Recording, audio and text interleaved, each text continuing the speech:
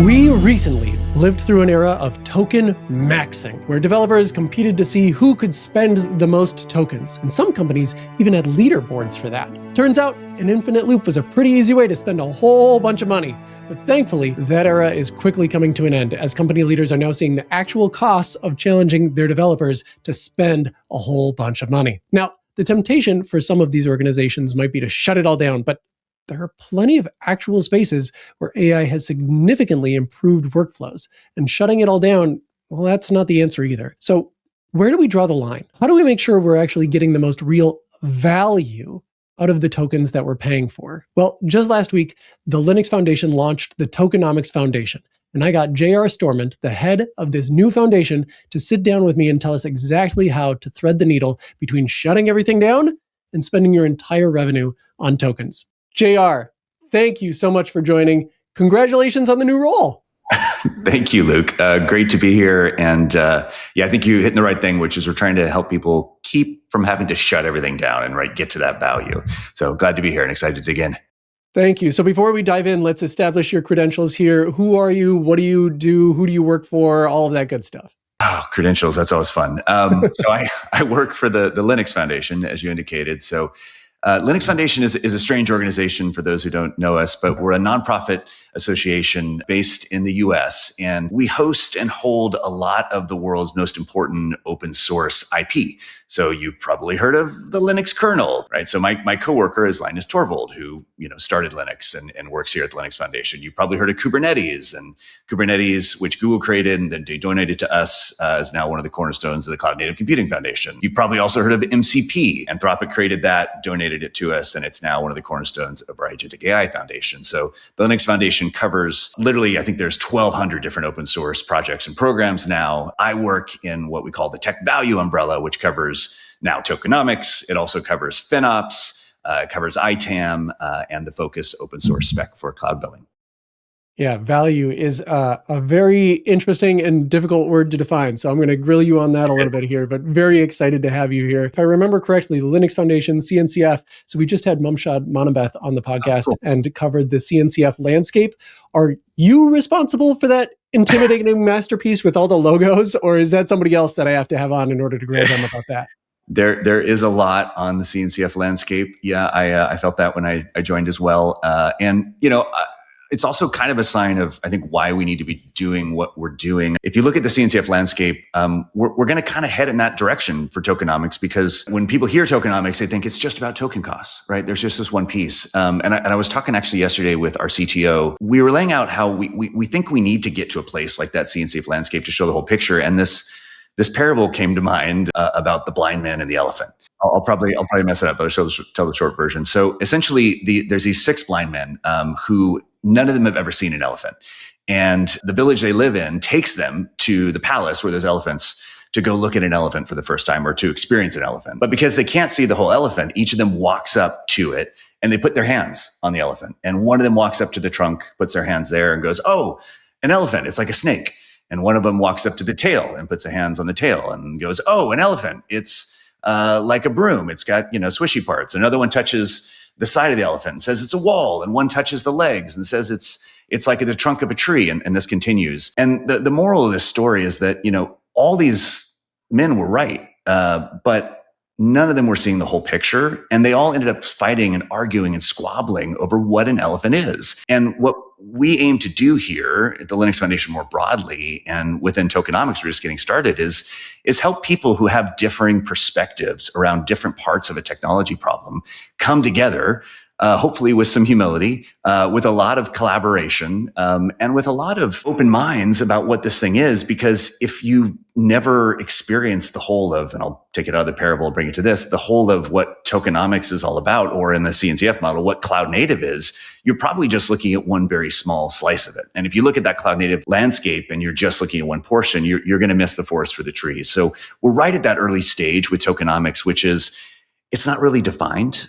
It's still not defined. It's why we're building this, but we're finding there's so many parts to it that people are approaching from different angles. And we want to bring those people together. What the Linux Foundation can do in its We've got strong antitrust policies that let us bring competitors together and the whole industry together in a pre-competitive way to figure out what are the common primitives and underlying pieces that we all need to agree on, and then all the companies go off and do their specific things. I feel like even with a single organization, there are just so many approaches to it or so many specific solutions that people have within the world of AI. Like, what is AI? And I feel like every person you ask gives a totally different answer. So that's really cool. So I know you've got something you brought to share that we're going to go through here in order to kind of get our arms around this.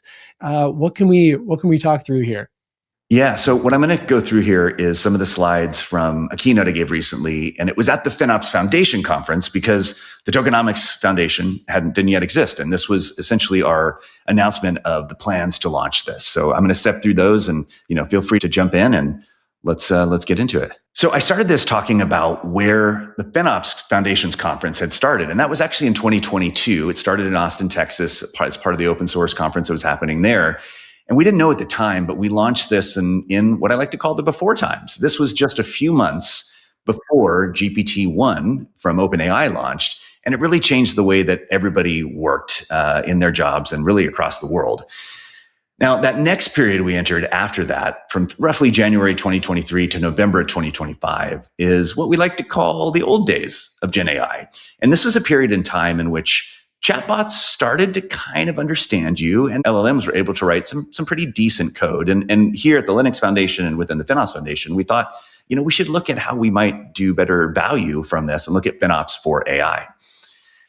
That era ended, in my mind, and those I talked to in this space, around November 2025. At that point, AI went from pretty good to really good with the launch of a bunch of new models from all the different providers. Yeah, I remember that was a point where, for me, it was like, oh, this AI stuff, like, sure, like it's fun and quirky and can like do some weird stuff, but it was like all of the code I write is better than it. And then those models dropped, and I was like, oh, okay, never mind. Yeah. I mean, I think it was kind of like the eye roll phase of AI. It's like, oh, that is a cute, quirky thing, but and this story here I was going to share, because at the Linux Foundation, Linus Torvalds, one of my coworkers, he was quoted publicly in November of 2025 being like, this whole AI vibe coding thing, like, you can try it, but do not use it for anything important, like, not good. Well, Linus, I imagine, went home for the holidays after all those launches, as a bunch of other engineers did. And by January, just a couple months later, Linus is then quoted coming back and launching his first vibe coding project, like, publicly. Right? So he's not realized that it was. Yeah, that's a very compressed time frame. Something happened. That was quite the experience for him. And, at this point, I don't think they were using it, obviously, to write the Linux kernel, but we saw this real sea change, happen around this time. And, I was talking around this time to a principal engineer as well, who told me that they had been writing code every day for 30 years, including weekends. And he stopped writing code around this time and started managing it more, right? So this brings us into what I like to think of as the good old days of AI, which really started after all those new models landed. So this also was the era of subscriptions, all you can eat AI, and tokenmaxxing, right? Everybody's favorite and now sort of silly term to look back on. You mentioned leaderboards. This was an era of token leaderboards. And during this period, I literally had a global CIO of a Fortune 50 tell me, I have unlimited budget for tokens. This is where we sat. Yeah. And then a couple months ago, this is actually more days back now, we started seeing news like this. And I won't call this company out because they're a great company with great technology, but they were a great example of their budget blew up from all of this unexpected AI usage. And then, through this period, we started seeing again and again every day. It was like I couldn't turn around with a new article about token maxing, token usage, budgets being blown. And CEOs at tech companies started to say, this is one of the biggest, most important challenges facing us today. So that brings us to the current period. What I like to think of as the great token panic, which started just around April for a lot of companies. And token use has become really vertical. Turns out leaderboards were maybe not the best idea. If you tell everybody to be measured on smashed windows, you're going to have a lot of smashed windows. And a lot of folks are finding that, and this was as of June, their token spend is multiples beyond what they had forecasted. So we're starting to think about guardrails now. And for those who maybe don't understand the turn of phrase, when you say token use is vertical, you mean basically people were taking the challenge that were they were directed to take on by their leaders and saying, yeah, I can use as many of these as you want. They were. I mean, because people were saying, hey, we need to transform our businesses with AI, go fast and go hard. And engineers were like, great, I can do loops, I can do agents, let's do all these things. Mm-hmm. So shortly after that, we started seeing stories like this. And again, this company is a great company, but previously we had their CTO saying they blew budgets. Now the COO was coming out and saying like, ooh, we're not sure we're getting value from all this spend we're putting out there. And then shortly after that, this was back in June, they actually started capping hard caps on usage. And we started seeing these stories and hearing them all across the industry where it's like, well, wait a minute, use all the AI, but maybe not that much right now. So that brings us to, where the growth in global tokens has gone. And I wanted to show this graph. If we look at these 6 months from June of last year to around November, we saw pretty nice, what we call linear token growth. Mm-hmm. All these models land. And then after that, we see nonlinear token growth start to come in. This graph was the beginning of June. If you look at it now, it's even more steep after this. And that last one is low because it hadn't completed the week. So just to make sure that this is called out, because it's a single character and it's pretty small, but that T on the left hand on the vertical axis, that's T for trillion. Yes, and that's a really good catch. Good eye there. So I should give a shout out. I pulled this data from OpenRouter, and this is just tokens flowing through OpenRouter. And the T, as I'm going to talk about in a minute, is actually fairly small because this is a subset of global tokens at this point. But it is indicative of the overall global token growth. So one thing that helped me kind of get a grasp of these massive numbers is if you counted every second of your life and you never stopped, even when you were asleep, you would get to 1 billion when you were 31 years old. Oh, wow. So if you counted every second, is way more than a token a second, because at this point, that would be thousands of lifetimes. And that is just absolutely wild. And what's even wilder to me is you said, so this is May 25 over here on the right. And so you said it went even more vertical after that. So this, people winding down or limiting their spend, that doesn't seem to be hitting this chart. No, it doesn't. And that was the May 25th, that week. And you mentioned the counting story that actually gave me tingles down the back of my neck, because when I talk about the numbers we're about to get to, it's going to get even more mind-blowing. So this is kind of the world that people woke up to right at this point. And this is a screenshot from a fun movie, 10 years ago called The Hangover, where, they wake up the next morning and it's like, what happened? What did we just do? And this whole world sort of shifted for a lot of companies. So let's talk about what actually did happen. So the first thing that happened was context windows started to explode. And context windows, in layman's terms, are essentially how much stuff an LLM can hold in memory at the moment of the conversation, right? So cache started to expand and the ability for these things to hold more and more. And models that historically only held, a few thousand or tens of thousands, 100,000s of tokens could suddenly hold 1 million or more tokens, in a single conversation. Mm-hmm. The other thing that happened, it was agentic. And it took me, I don't know, however many minutes to mention agentic. It's the big thing right now. But agentic came in and it added reasoning and it added loops. And loops are the critical thing. You hit on this earlier, because loops can be retries to a failure. It could be creating sub-agents. It could be doing new retrievals. It could be going off to try another LLM. It could be validating those results and creating a new sub-agent. Agents don't tire. They keep trying. They go when you're sleeping. And sometimes those loops can be good loops, like I'm doing more stuff, or bad loops, like I'm hitting an error and it's just retrying over and over and over again. So this is exploding. Well, this is Agent Factory. So this is exactly what we needed in order to include you on the podcast. We needed you to say agent at least 4 times. Right. So thank you for getting to that. Appreciate it. I think, if you don't say agent in any talk right now, you're really not back. They just yank you off the stage. Yeah. So let's talk about where global token growth is going. We showed a subset of that indicative, but let's talk about estimates for total global token growth. And these numbers come from Goldman Sachs from a financial analysis standpoint. So this is the graph over the next 4 years. And this is where we are today. So that growth we saw before looks very small when you put it against the scale. And the number here, we talked about trillions before, we're talking about quadrillions of tokens today in total, 6 quadrillion. In the next now 3.5 years, that is slated to go to 120 quadrillion tokens. And do you know what comes That's after quadrillion by chance? quintillion. Hey, yes. I don't know how much further I can go though. That's impressive. My 15-year-old son knew that. I did not when I was working on this, but yeah, quintillion. So we're going to hit quintillion, numbers here, and this, I don't know, estimates are estimates and forecasts, but it's pretty staggering where things are going. Yeah, I did need this slide. Thank you. This is the right timing, because billion is, what is a quintillion? Is it a billion or is it 1,000 billion? I think it's a 1,000 quadrillion. I think a quintillion is going to be a billion, right? The zeros are lost at that point. It's not a okay. I know it's not. All right. I needed this slide. Thank you. We'll do this. I'll do this now. I advise the listeners to do the same. Yeah, it's pretty mind-blowing. So let's dial back a little bit though and talk about what the heck a token really is, because it's not as clear as it should be.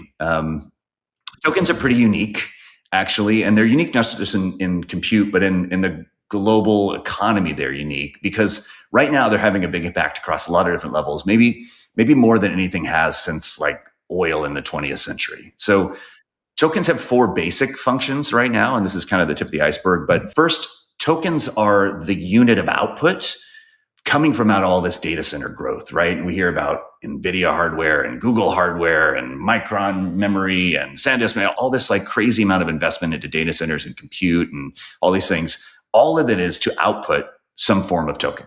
So I want to stop you there. So the word output is important to me because there are input tokens and there are output tokens. So when we were looking at the numbers earlier, were those input tokens, output tokens, or both? I introduced some ambiguity by saying output.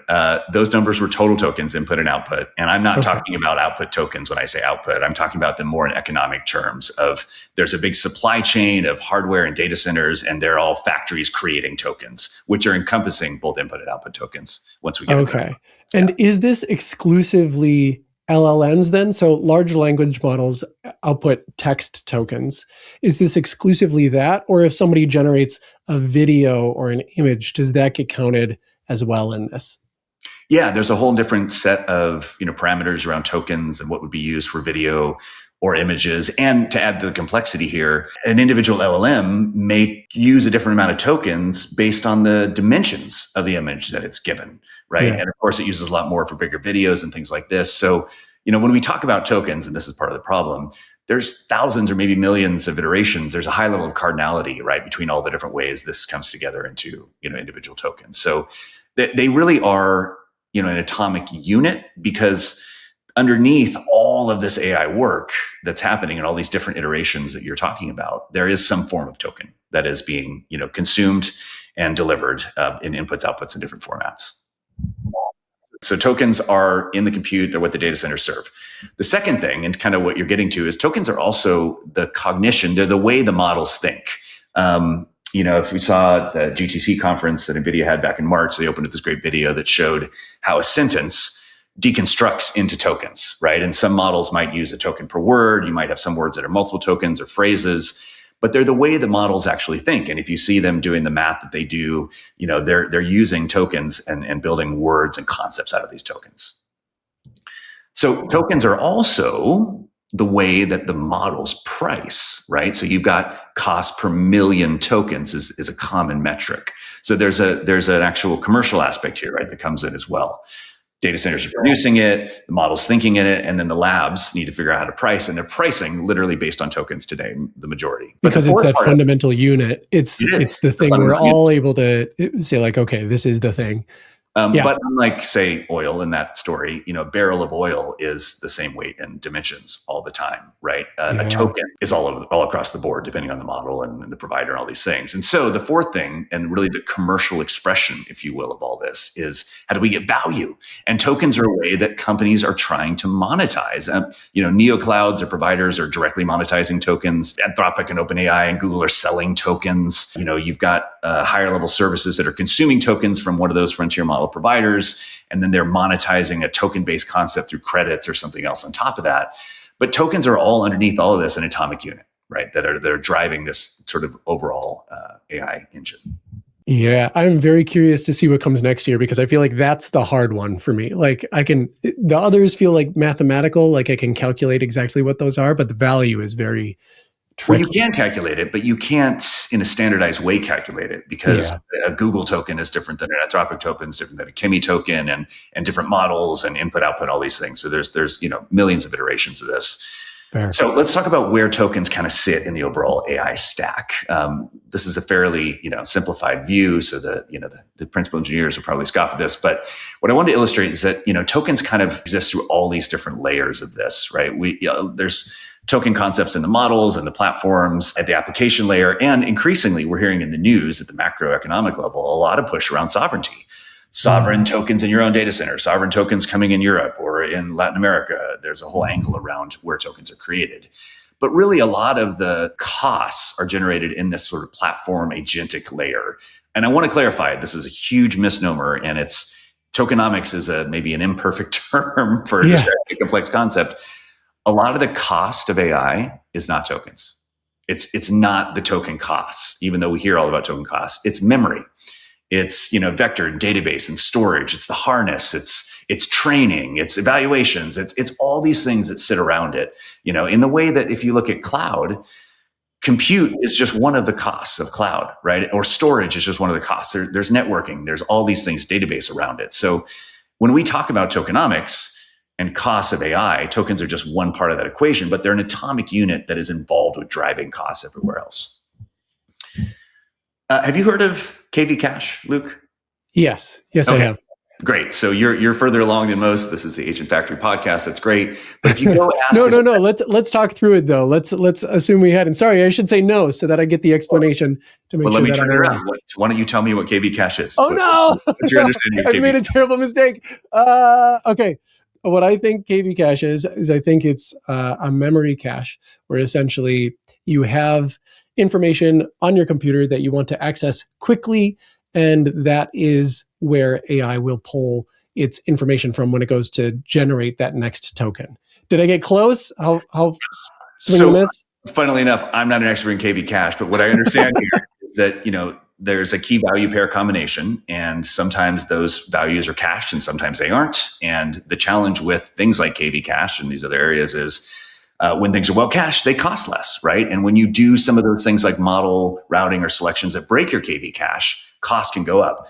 The reason I threw this out there is if you go talk to a general room of technologists who are not working in agentic and AI, they don't know what it is. And this was presented to a room of FinOps leaders who understand cloud costs, but I only had maybe 10% of the room raise their hand when I put up KV Cache. And this gets to one of the core challenges, which is, as I mentioned, AI spend is not just tokens. It is the outputs of the impact of the cache breaking. It is retrieval and data. It's orchestration. It's inference, right? It's evaluations and monitoring. It's governance. And big one, it's human labor. It's engineers. It's the cost of a principal engineer, right? And all the challenges around that. So when we talk about AI spend or tokens or tokenomics, we're talking about a broad landscape of actual costs that go all the way down to the power in the data center. Yeah. And I just want to, can we go back for just 1 second there? Because I feel like I've been guilty of this and then I've over-indexed on some of them as well. When you were talking about the brief moment of time where it was everybody was trying to spend as much as they could, there was a point where it was like, I talked to a senior engineer I really respect, and I was like, which model do you use? How do you decide? And he's like, well, my time is worth more than what I'm able to spend on any of these models. So I always choose the biggest, baddest model, the latest and greatest, because it's never going to outpace my cost of my time. And now I feel like very quickly we have hit that point where like, well, now it can.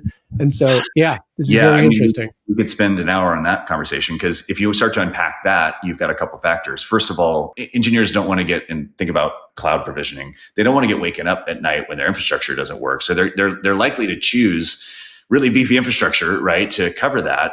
So that's one component of like, well, I'm going to use the biggest and best. There's another angle here, which is the cost of labor. Now, you may have been talking to an engineer who lives in the Bay Area. What if you're talking to an engineer in a geo where labor is lower? Does that change the equation of what they can use? Like, absolutely, right? The other aspect here with this is we're hearing a lot from CTOs that their CEOs are saying, well, why can't we just use the great best model for everything, right? Like I read in the news how great Fable 5 is. Let's just use that because let's innovate. And the CTOs then have the CFOs on the other side being like, hi, we have a budget, that new model that they want us to use is blowing the budget. And so there's a real tension between that iron triangle of good, fast, cheap, right? And figuring out how do I use the right model at the right time and not just go for the biggest and best all the time. Yeah, you said if I was talking to somebody on the West Coast in that conversation, I wasn't actually. I'm based in Minnesota, and the frugality of this is really, really striking the heart of my Midwestern brain. Like I love how this is like, no, this is just being cost conscious and thinking through things methodically and making these choices. I love the pragmatism. Not to hit the value point hard, which we're about to go through in the slides, but tokenomics, FinOps, efficiency in tech is not about spending less. Right? It can be about spending more to get more value, right? And we really need to be evaluated from that aspect. But one of the problems right now that's causing this token panic is everybody's saying, I'm just going to use, Opus to check the weather, or, I'm going to use Fable 5 to do basic math. Like that's not good value for the cost. Okay. But Luke, haven't we heard that token prices are falling? I've heard that theory. Yep. In the news all over, the token prices are just dropping thousands of percent or hundreds. So yes, token prices have been falling dramatically overall, but they've really kind of leveled off since 2025, November 2025, due to hardware power capacity constraints. And if you look at the latest and greatest models that all of the frontier model providers put out, Google included, OpenAI, Anthropic, Grok, all these things, the new models kind of always at the same price, right? So in this world where you're saying, let's go use the latest and greatest model, token prices are not falling at all. In fact, some of the really advanced pro models, et cetera, actually have higher token prices. So if you go back and look at why this is happening, we're really in an era of AI scarcity. And this is also in the news and in the stock markets. We can't get enough hardware. We can't get enough power. It's like everybody everywhere, right? Neoclouds are now asking for 3 to 5 year commitments from a lot of their customers. The big clouds, like Google, have trillions of dollars in backlog that they can't service because they don't have hardware for. We're seeing new models being gated to a subset of customers. And this was a quote, I think, from the Intel CEO. They're not expecting relief until 2028. That's a long ways out because CPUs, TPUs, GPUs, memory, even copper are backlogged. Yeah, wild. So this is really about the ending of AI subsidies. We're leaving that all-you-can-eat world that we were in just a few months back. Some of the reporting that came out on this was showing that these $200 a month plans that some of the frontier model providers, they were actually footing tens of thousands of dollars of costs on the back of a $200 a month plan from inference whales. This model doesn't work if you're heading toward an IPO, right? No. Or if you actually are trying to grow a sustainable business. And this was what tokenmaxxing was giving us. So this really gets us to what we started talking about earlier, which is what matters more than ever now is AI value specifically. So we've talked about this measure, a unit of measure tokens, although they are inconsistent and wildly variable. We've talked about this era we're in, which is kind of the token era, even though there's lots of other costs associated with this. And we've talked about, and we're hearing a lot about token economics as a concept or a discipline that's emerging. So these three things together make up what we're increasingly hearing being called as tokenomics. It's a shorthand. I think, there's some ambiguity. The crypto folks used to talk about this back in the day as a different thing, but this started being probably credit where credit's due. I think the first version of this I've seen for AI was probably Dylan Patel at SemiAnalysis talking about this back in early 2025. Let's talk about how one might define tokenomics. And this title is very explicitly set up to not be definitive because we're just standing up the Tokenomics Foundation. We don't know if this is right. Like the parable, we're trying to pull together all these wise people who've touched different parts of this and put together a cohesive view of the whole thing so that when we scale back to have that eventual landscape or ecosystem view, it's coherent. When we are seeing conversations here right now, it looks like tokenomics, token economics, is an emerging discipline of converting energy and capital into these AI tokens, consuming those tokens efficiently to enable intelligence and ultimately then to drive value. So that's a lot of words. If I simplify it, it's really energy to intelligence to value. And when we say, maybe you'll go through this, but the energy, is that electrical energy? Is that the energy generally of a business, of a corporation? What is that? energy? That's a good question, and there's ambiguity there. But I'll tell you, when I say energy, I'm talking about power, literal power into a data center, because tokenomics, as we're going to get into, really touches into the conversion of literal watts into tokens. But there's also energy, and we set it up as capital of an organization. It is taking people and labor and time and resources and investment in dollars to create tokens as well. So that's how one might define tokenomics. That one of the first things the Tokenomics Foundation is going to do is go, codify that, and it will likely evolve in the coming months and years.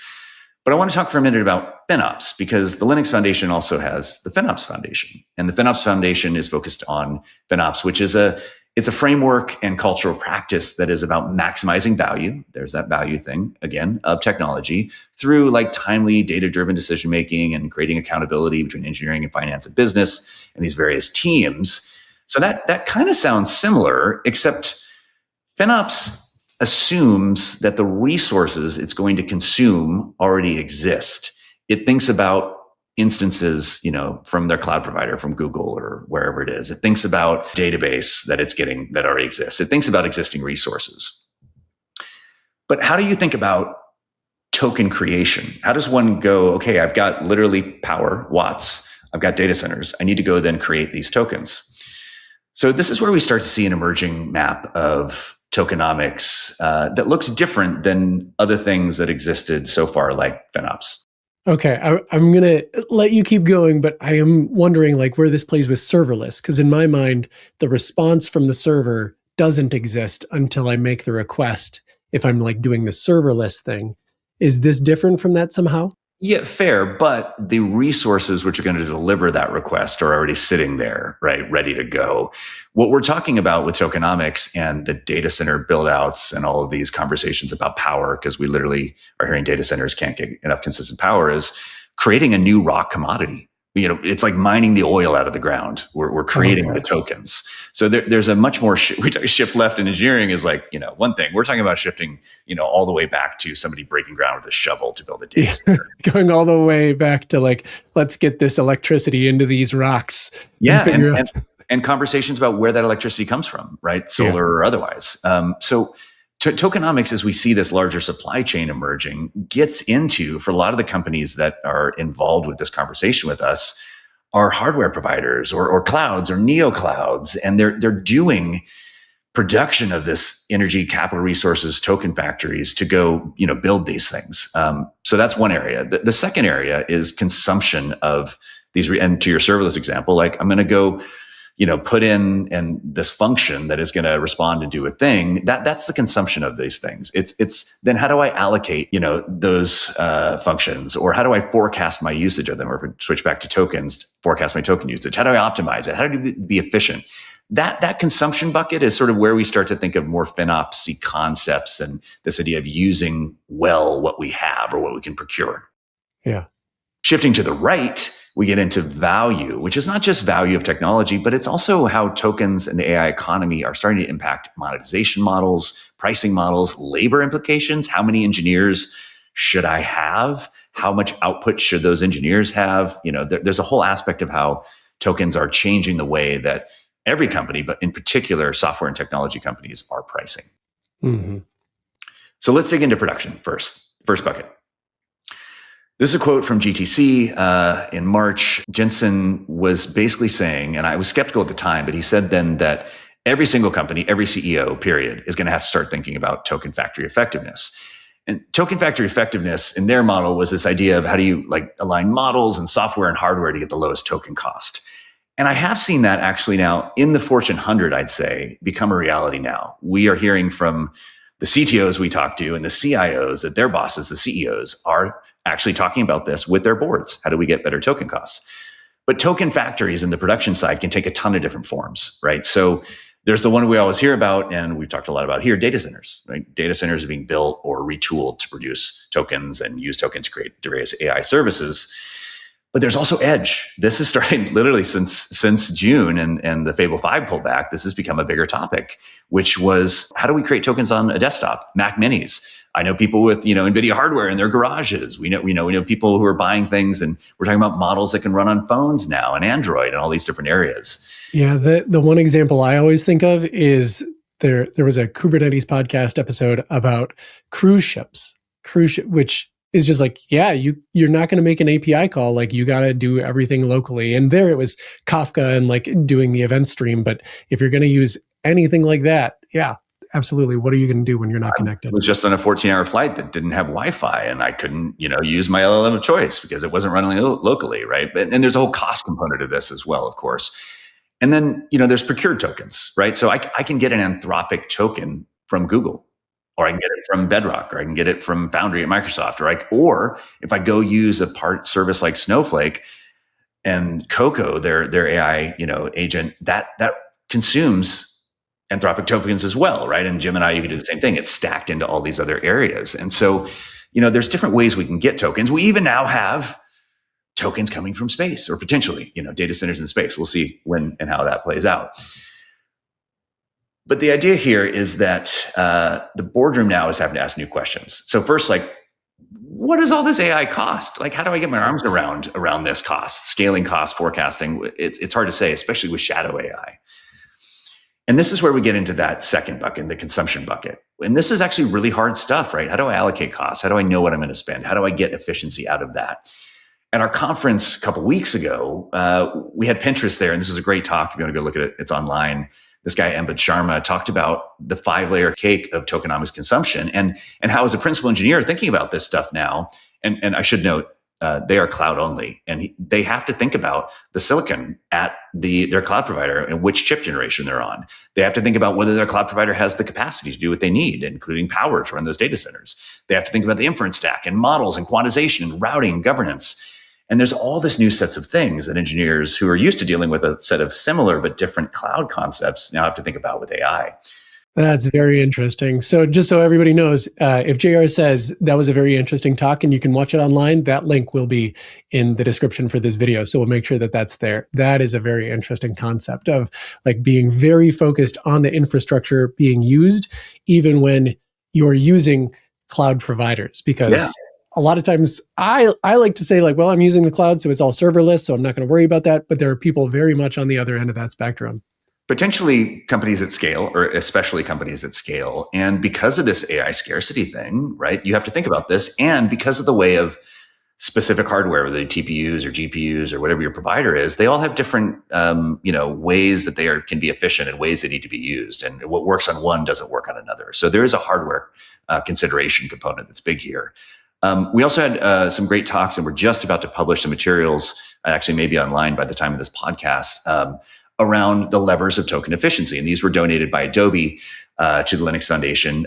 They put together this concept called Big T, which is a riff on Big O in computer science, but it breaks down basically how to forecast and estimate token needs for workloads, and then what levers you can pull. Model routing, of course, prompt architecture, caching. They also talk about the challenges around abstraction, I'm going to get to in a second. And then, of course, how do you tailor workloads to the right type of model and their token needs? Calculating Big T seems like I'd have to know this. It feels like a P equals NP problem where it's like, do I know how long it will take to solve that before I actually like kick off the process? Like, how do I know that this is how long it will take for my model to get the correct answer on this question? Yes. Before I ask the question. And I'm not working on the paper, and I don't want to misquote their formula for this, but I'll tell you conceptually what I understand it. It's about how do you say, okay, this type of workload only needs a linear amount of token usage. This one needs a nonlinear. This one can be fully unbounded, right? I want to allow agentic loops and retries, and about getting your arms around that before you go into things like model selection, caching, and routing, and all these things to make sure that you're using like the right type of tool for the job. So the thinking here, and a lot of what we're working on in the early tokenomics work, is just these concepts that business people, engineers, AI engineers need to think about, because back to what we said earlier, it's not just about using the best model for everything, right? It's about choosing the right one, which gets us to model routing. And this is the hot topic that everybody's hitting. Like, there's model routing companies like, huge providers like Google and others have their own model routing options. But there's interesting things here, because model routing's great unless it, say, breaks your cache, which means that suddenly that cheaper model uses a ton more tokens, right? And the price per token for models is huge, right? You've got some that can be pennies per million tokens or tens of dollars per million tokens. So I'm going to ask you to define. Can you define model routing in your words? Because I know to us it might seem like, oh yeah, we just assume that model routing is common information. But if you had said those words to me 2 years ago, I would have had no idea what you were talking about. Well, I think model routing is really about model selection, which is I have a job to be done by AI, and that job, which why we're doing big T, may have a certain set of constraints or parameters it needs to consider. Do I send that to Gemini or Claude or elsewhere?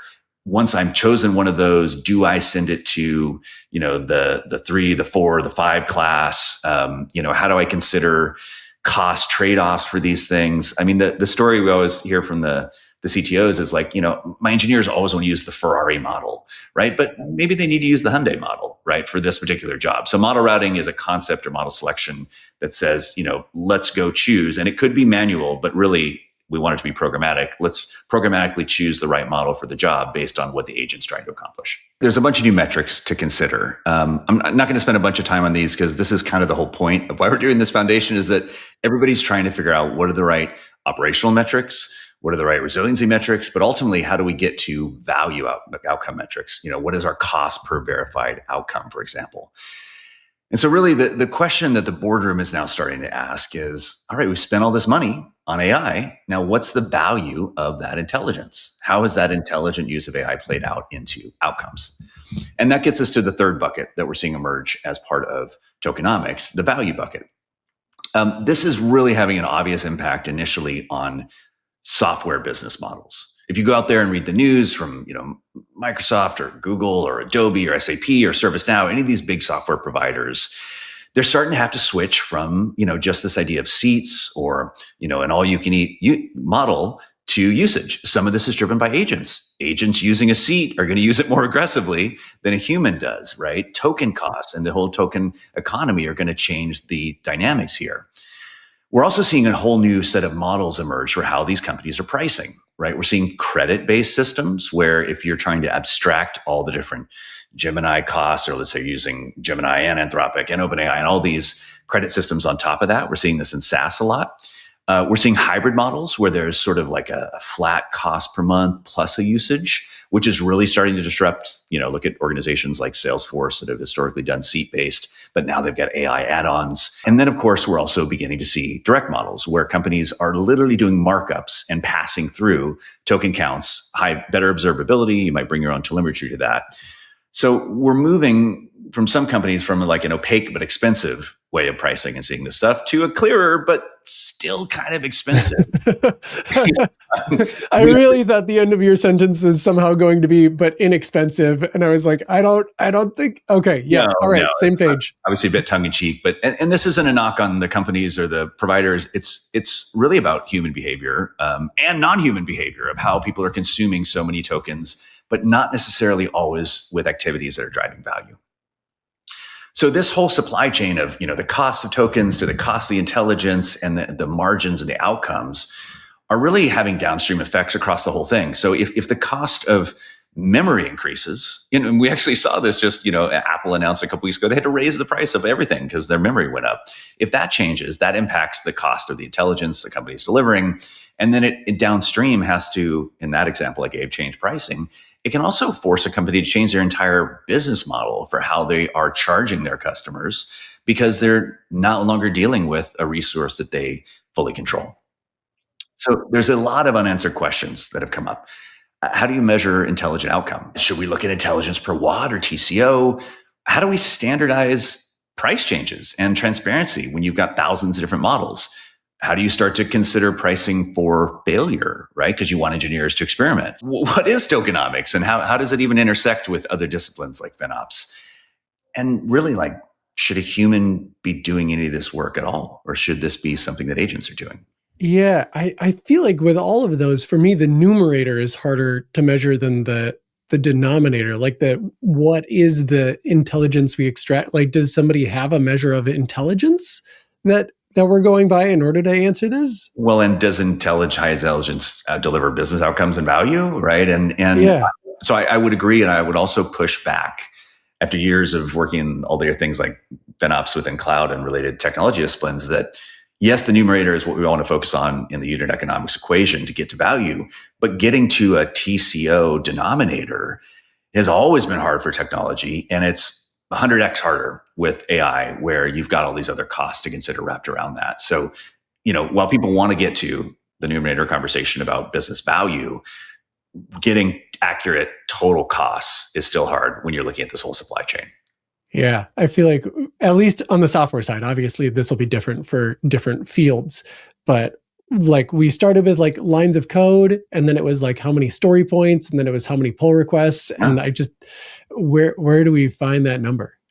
Well, and if you look at like the stats from like, GitHub's reporting or things on, commits or lines of code or pull requests, like they're vertical in the last 6 months. Yeah. That doesn't necessarily mean people are delivering more better products. It just means they're delivering more code, right? And so that is obviously not a great measure across all things. So do you still have unanswered questions, Luke? Or is everything clear? Is the elephant clear at this point? No, I just said this is the question I have, and I don't know if I'm anywhere closer to getting to that one. Yeah. And that's what we're all fumbling around in the dark, looking at different parts of this, trying to, get to the value answer. But you can't get to that value answer without understanding all the parts of this elephant in this case. So this is really why we announced the Tokenomics Foundation. To continue the elephant metaphors, somebody shared with me recently, we were talking about this. It's like, how do you eat an elephant? You eat it one bite at a time. And that's really what we're looking to do here is, start with the core basic definitions first, but provide a vendor neutral home for this to go solve this token economics challenge that everybody's facing. Now, this is unique from, say, CNCF, which you talked about. CNCF started with things like Kubernetes, the Google donated. This is greenfield. We're starting without really a playbook, and we're going to be building the reference guides, the implementations, the frameworks, the best practices by bringing together the big token consumers, those who are using giant amounts of tokens, with the big token suppliers, those who are creating across that whole stack the things that result in AI outcomes, to help deliver more intelligent outcomes and value. And we're seeing a bunch of great, early quotes from the companies, involved with this. But I like, my favorite is the JP Morgan Chase one at the end, which is the timing for this is exactly right, because we're at this weird spot with AI usage and the AI economy where the shifts that are happening are it's changing week to week. I mean, I went away for 2 weeks, recently on travels and came back to a totally different world where suddenly open weights models were a much bigger part of it. And K3 was just announced, and things like that, where previously we weren't looking at these Chinese models as much. It was all frontier. And now there's a balance and a mix of these that people are considering. Things are happening very quickly. So tokenomics as a foundation is going to build alongside some of the other Linux Foundation programs like the FinOps Foundation. The FinOps Foundation is this sort of giant community table of there's 120,000 practitioners doing this. There's a big framework there. There's certifications. There's a whole discipline that we built over the last 6 or 7 years. Tokenomics is going to build on a lot of the similar concepts, but really go deep into solving this specific problem with dedicated working groups and a governing board and steering committee. We're going to be building out a whole new team here at the Linux Foundation to do this. But at the heart of everything we're doing is still this concept of the practitioner, and that the practitioner could be an engineer, right, who's designing agentic fleets or managing them. It could be the finance person who's being asked to now think about AI costs and they've never had to consider, or the CTO who's got a balance between the CEO and the CFO. And one of the ways we're doing this here at the Linux Foundation is we're bringing together a consolidated community that's going to be the FinOps Foundation's community and all the work that's happening there, the Tokenomics Foundation's community, which will have its own governing board and steering committee and working groups. We also recently brought in the ITAM Forum, which focuses around compliance and software policies and a lot of these things that deal with the procurement of technology, which is a huge part of this now in a world where you're buying, procuring, building all these things. And we're all aligning this work around our open source spec, which is the Focus spec, which is a common language historically for cloud and variable technology data. And Google and all the other hyperscalers output data already in Focus format. But we're going to need to look at this for tokens and token-based costs, because cloud billing is like a hundreds of millions of rows problem monthly. Tokens are a trillions, problem. This is an observability telemetry problem. And of course, this is all coming together, as I mentioned, as part of the tech and value umbrella at the Linux Foundation. And we're partnering alongside our peers, the Agentic AI Foundation, the new Hot Sauce Foundation in the Linux Foundation, that Anthropic donated MCP to, has all the frontier model providers, right, as a part of that. CNCF has, a huge ecosystem, as we've talked about.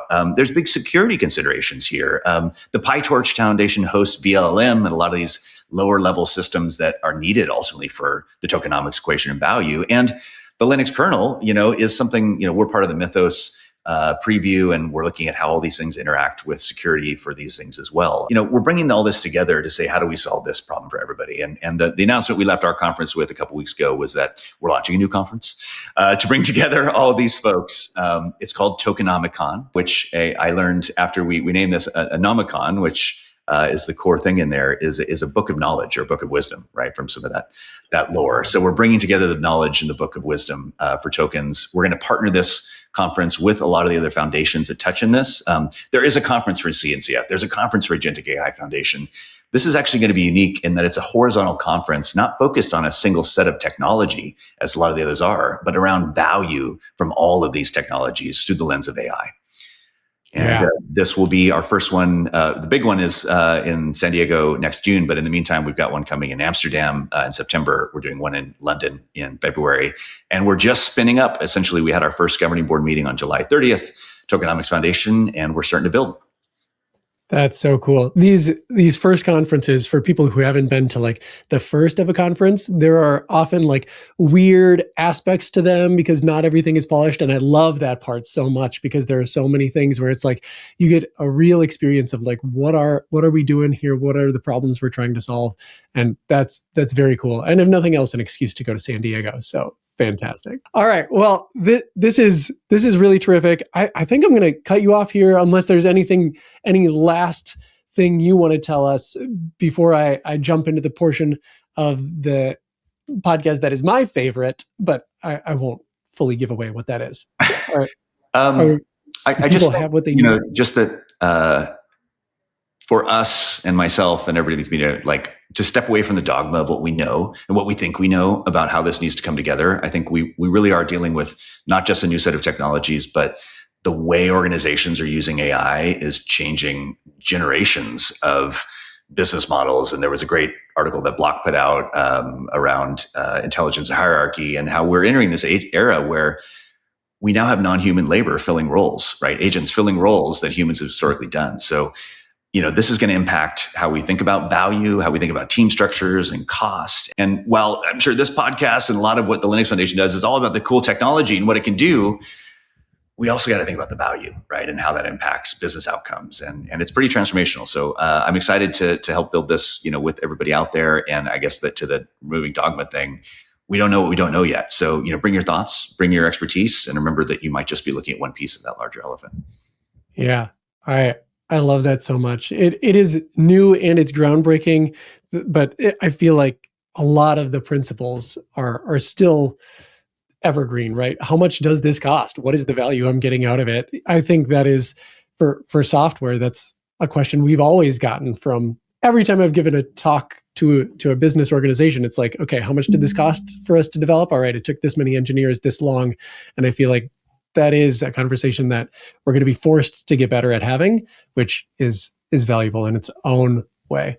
Welcome to the Rapid Fire Round. This is a rapid fire round for tokenomics. So I'm going to ask you a whole bunch of questions here, and it's going to be yes or no, agree or disagree, overrated, underrated. And you give me your one-word answer. I'm going to let you stick a few extra words in there if there's something you feel like you have to say. But other than that, we are just diving in. Tokenomics, is it just responsible spending? Is there more to it than that? Agree or disagree?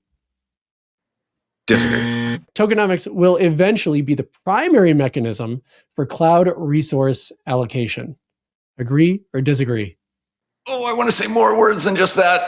Agree, it's a subset, but there's more to it. Okay, all right. That was an appropriate amount for you to sneak in. I'll let you get away with that one. Financial culture changes are a bigger bottleneck for FinOps than technical ones. Agree or disagree? Agree, especially for regulated industries. Okay. Oh, interesting. Especially for regulated industries. Banks, insurance, those sort of things. Yeah. They have hard constraints that technology is being hampered by. The one where I've seen like there be a big challenge with like financial aspects and technology is latency, because you want like down to the penny accuracy. But if it takes 4 hours to get up to date, I've seen that be oh no, you did it. You did it. You got me to go deeper into the question. You're actually doing a great job. I just get nerd sniped here. When Get back on it. Get back on it. Okay. The term tokenomics is just modern cloud marketing. Agree or disagree? Disagree, because it's far beyond cloud. Real-time telemetry billing data is the most untapped resource in token efficiency. Agree or disagree? Hard agree. Cloud computing will be the domain most fundamentally transformed by tokenomics in the next decade. Agree or disagree? Disagree, because cloud is really more of a business model than a technology. It's all just data. Okay. It's all right. Go ahead. Add the extra words. Add the extra words. I want to being resold in a new way with different layers on top of it, technology and business model layers. So, we have to expand our thinking around cloud. And we are also now, I hate to say it, as a cloud guy for a lot of years, we're really entering a hybrid world, right? We talked about edge. We talked about all these things. You got to run AI, not just in cloud. You've got to run it in the data center and on your phone and everywhere else, and use the cloud, right? So it's a combination of all the above. Oh, interesting. Google so has you a great see, like, story cloud... here. Google has a fully integrated hardware and phone and all those things story, right? So I'm still probably keeping your marketing people happy. I am constantly having that conversation about like the local versus cloud models, and like when do you like do cloud bursting because you use enough? I know that was something that people talked a lot about in the early days of cloud, and I'm curious to see if this actually brings it to fruition in some way. Algorithmic resource optimization will be more effective than human management within 10 years. Agree or disagree? Agree. Agree. Just because 10 years was too long of a time frame? Same question, 1 year. 1 year. Disagree. Okay, all right. I think in certain use cases, we're still in that trust model and human intervention, human in the loop stuff. But I'm already seeing and hearing stories of programmatic optimization being far better than humans and finding things, right? And that's whether it be in security and CVEs or whether it be in optimization of Kubernetes, we're already seeing those things happen. I just, again, go back to, will the big bank be able to do that in the next year? I don't know. It might take longer. Thank you so much for joining. I think that is a fantastic place to end with a prediction where I will drag you back on in 1 to 10 years to see if that prediction came true. Any final notes, anything you want to leave our audience with, anything they should do immediately following this to make sure that they're on top of their cloud spend and their tokenomics?